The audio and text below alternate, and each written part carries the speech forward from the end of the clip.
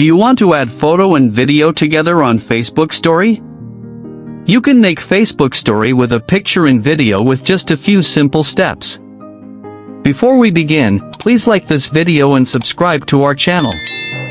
I've also included some helpful tools and apps in the description, so be sure to check them out. To add both a photo and a video to a Facebook Story.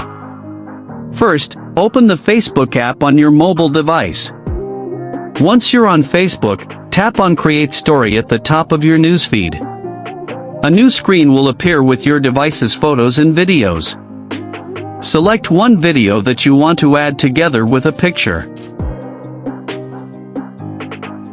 Once added, tap on the sticker icon on the right side of the story editing screen.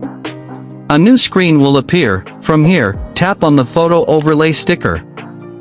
Now, select a photo that you want to add to the video. You can now change the size and position of the photo. When your story is ready, tap on the share button to post it. Your photo and video will now appear together in your Facebook Story.